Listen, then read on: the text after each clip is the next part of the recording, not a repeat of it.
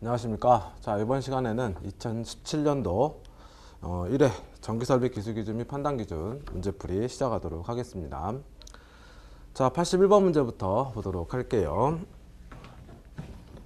자, 81번 가섭선에 의해서 시설하는 안테나가 있다. 이 안테나 주위에 경동연선을 사용한 고압 가공 전선이 지나가고 있다면 수평 이격거리는 몇 cm 이상이어야 되느냐라고 물어보았는데, 지금 81번 문제입니다. 그죠?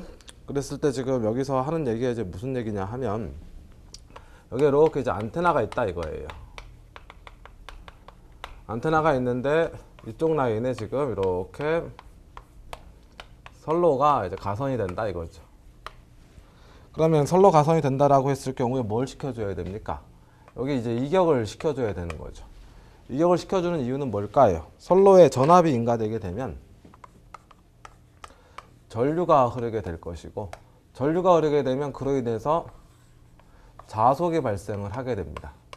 그 자속이 안테나와 이제 쇠교하게 되면은 안테나의 전압이 이제 유기될 것이고, 그 전압으로 인해서 유도전류가 나타나게 되고, 그로 인해 이제 통신이 제대로 이제 수신이 잘 이루어지지 못한다. 그렇게 여러분들이 생각해 주시면 되죠.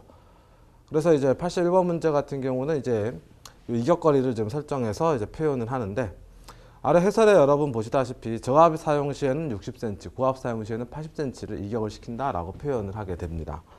여기 이제 이격거리가 60이냐 80이냐 이거죠. 그런데 지금 문제에서 경동전선을 사용한 고압 가공 전선이, 이게 지금 고압이에요. 이게 고압 라인이기 때문에 이 이격거리를 얼마로? 80cm 이상 이격을 시킨다라는 거죠.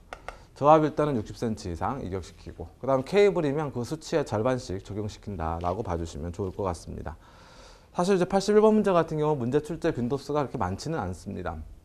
많지는 않기 때문에 여유가 되시면 좀 외워주시면 좋겠고, 난 좀 힘들다 싶으면 빼버리셔도 돼요. 왜냐?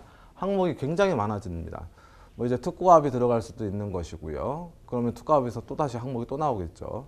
그 다음에 이제 뭐 상황에 따라서는 뭐 차폐선이 설정이 될 거냐 안 될 거냐 뭐 등등의 얘기들이 많이 나오기 때문에 여기서 여러분들이 보셨을 때 81번 문제 뭐 중요성 경중은 좀 이제 좀 빼주는 형태로 좀 정리하시는 게 어떨까, 그렇게 생각이 좀 드네요. 그래서 이제 81번 문제 정답은 3번 이렇게 잡아주시면 되겠고요. 자, 그 다음 82번 문제 보도록 하겠습니다. 자, 지중해 매설되어 있는 금속재 수도관로를 각종 접지공사의 접지구로 사용하려면 대지와의 전기저항값이 몇 옴 이하의 값을 유지해야 되느냐라고 이제 물어보았습니다. 여기서 이제 표현되는 것이 수도관을 가지고 이제 접지극으로 쓴다. 그러니까 접지 용도로 사용하자 이거죠. 그러면 우리가 이제 여기서 간단하게 뭐 설정은 좀 해줄 필요가 있어요. 어떤 형태로 해주면 되냐면, 이렇게 우리가 이제 일반 선로가 설정이 됐을 것이고, 여기에 이제 변압기가 있을 것이다. 변압기가 있으면 1차 코일, 2차 코일이 설정이 되겠죠. 그러면 이제 선이 이제 분기돼서 이렇게 부싱 타고 들어오게 될 것이고요.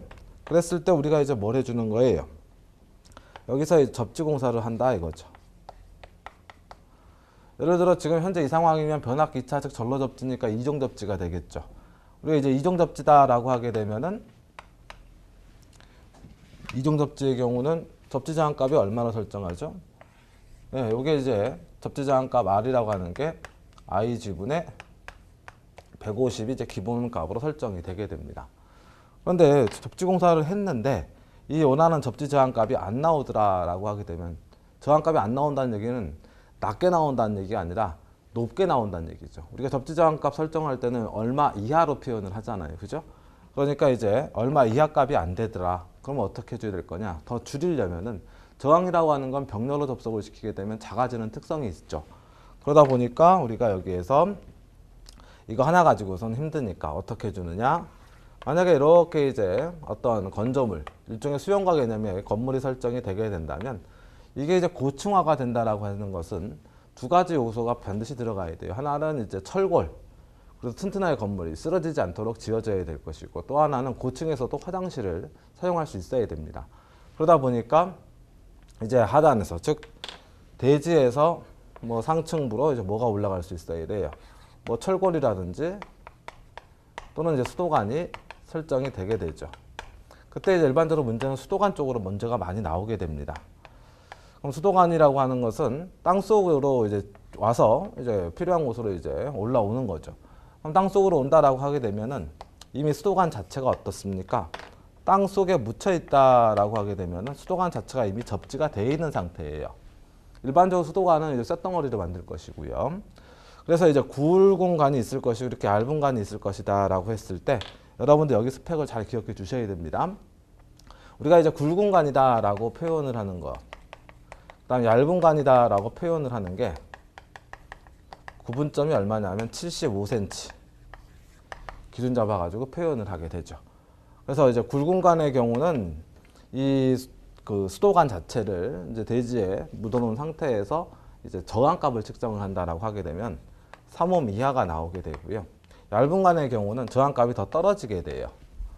아무래도 대지와의 접촉 면적이 줄어들기 때문에 저항값의 개념은 이제 어떻게 됩니까? 올라가는 거죠. 대지와의 접촉 면적이 넓어지게 되면 저항값은 떨어지는 거고. 그러니까 굵은 관일수록 대지와의 접촉 면적이 커져서 어떻게 된다는 얘기죠? 저항값이 이제 설정이 된다. 그렇게 여러분들이 봐주시면 되는 겁니다. 그러면 지금 현재 여기에서 우리가 봤을 때 관이 굵으니까 저항과의 접촉 면적이 이제 커지겠죠. 그 접촉 면적이 커지게 된다면 어떻게 돼요? R 값은 rho A분의 L이 될 것이다. 그래서 이제 얘가 이제 커지게 되면 줄어들면서 저항값 설정이 될 텐데 이때 요 접지극 자체를 이 수도관 표면하고 어떻게 이렇게 접속을 시킨다 이 말이에요. 그때 이렇게 접속을 시키는 게 지중해에서 접속을 시키겠죠. 그래서 이거에 바로 뭐가 될 것이냐? 수도관은 추가적으로 접지를 시키는 개념이 됩니다. 그래서 추가 접지극 또는 추가 접지선이라고 표현할 수 있겠죠.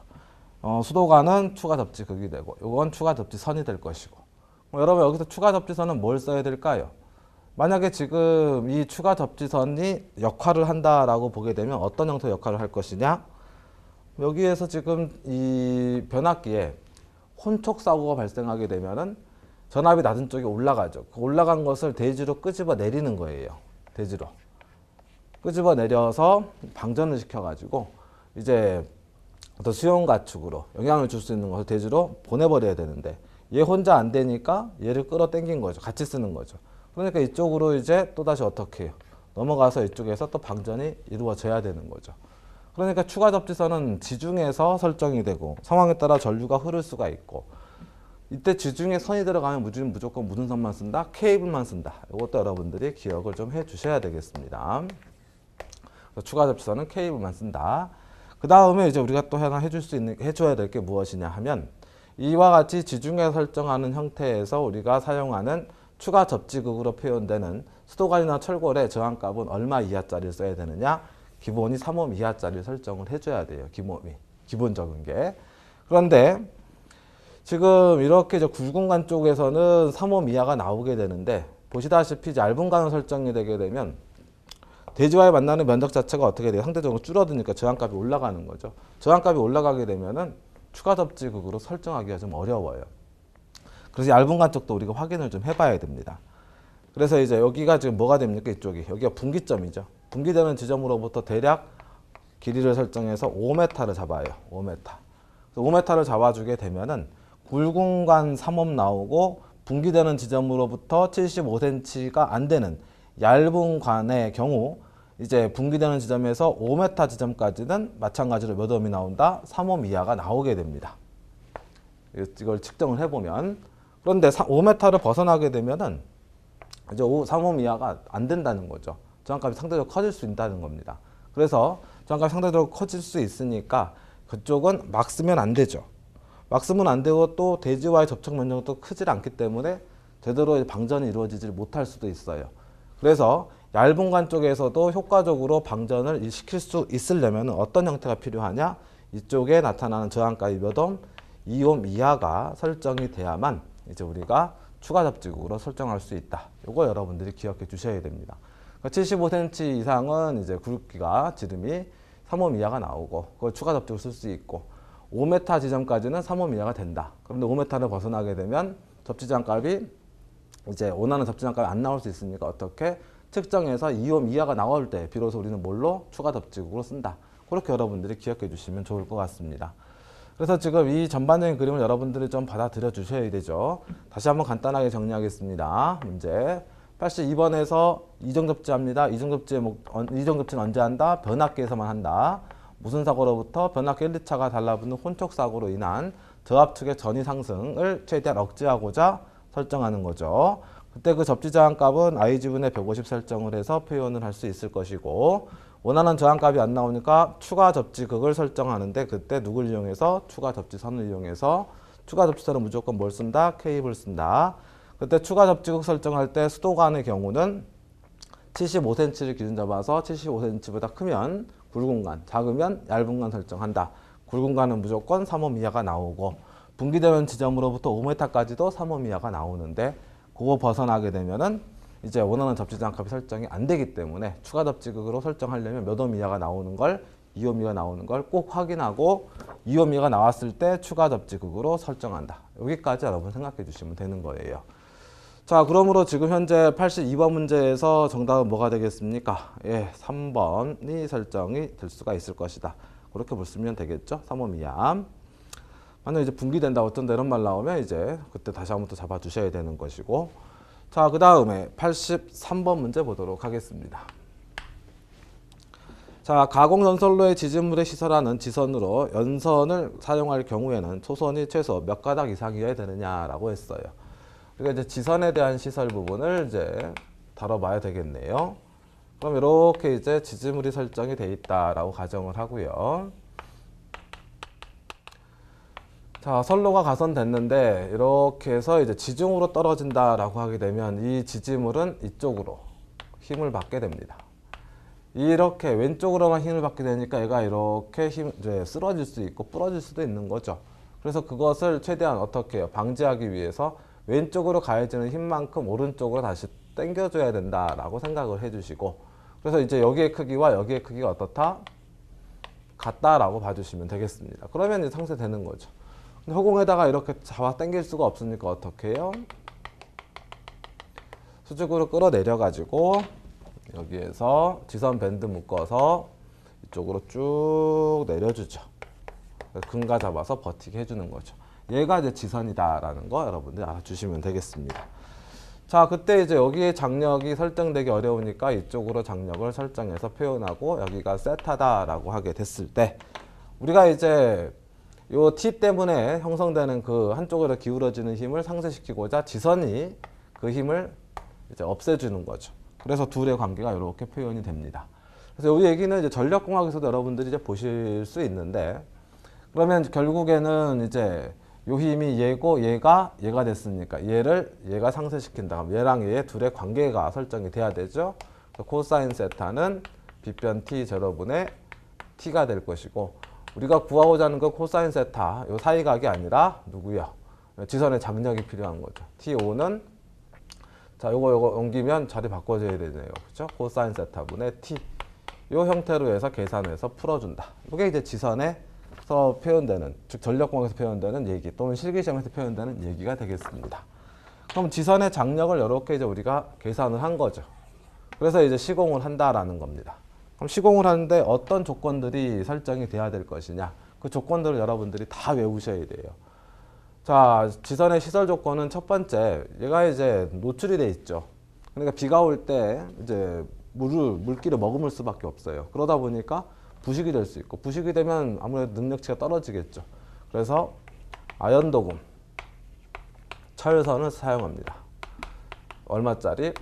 2.6mm 이상짜리 아연도금 철선을 사용하게 되고, 얘를 몇 가닥 이상 써야 되느냐? 3가닥 이상, 3조 이상은 비트로 꼬아가지고 꼭 이제 우리가 그 새끼줄 꼬듯이 이제 별을 추수하고 남은 볕단을 이용해서 새끼줄을 꼬게 되면 이제 강도가 생기는 거죠. 그거랑 똑같은 개념 설정해 주시면 되겠고, 그때 그 아연도금 철선은 이제 어떤 형태의 힘을 가져야 되느냐? 2.6mm 한 가닥짜리가 강도, 힘이 있어야 돼요. 그 힘이 최소 이제 허용 인장 하중을 여기선 설정을 좀 해주셔야 되는데, 이게 4.31 kN 이상이 되는 강도를 가진 선을 3가닥 이상 꼬아서 사용한다. 그거 여러분 기억해 주시고, 그 다음에 이 이제 장력을 설정을 할 때 이제 요 계산값에 딱 맞게 그냥 이걸 이 3가지 조건을 만족시켜서 시공을 하면 어떻게 되느냐? 여기서 밀어버리면 이게 끊어져 버린다는 얘기죠. 쓰러져 버려요. 잘못하면. 그래서 좀 더 튼튼하게 설정하고자 안전율을 고려한다. 안전율이라고 하는 것은 우리가 이제 강제적으로 강도를 더 주는 거죠. 돈을 더 쓰는 거다. 안전율은 얼마 이상 설정하냐면 2.5 이상으로 시공한다. 이것도 여러분들이 좀 기억해 주시고요. 그 다음에 이제 도로 횡단 높이. 도로 횡단 높이는 이제 얼마로? 5m 이상으로 설정하는 거. 그래서 여기까지는 여러분들이 좀 설정을 해주시는 걸 좀 꼭 좀 해주셨으면 좋겠습니다. 자, 그래서 이제 이 정도까지 되면 83번 문제 풀이하는데 크게 어려움은 없을 것 같아요. 소선이 최소 몇 가닥 이상해야 되느냐라고 표현되어 있고, 소선은 최소 3가닥 이상으로 설정한다. 뭐 더 들어갈 내용은 뭐 없지 않을까 싶습니다. 그렇죠? 자, 그래서 83번 문제 아주 중요한 문제니까 꼭 풀이 되셔야 되고요.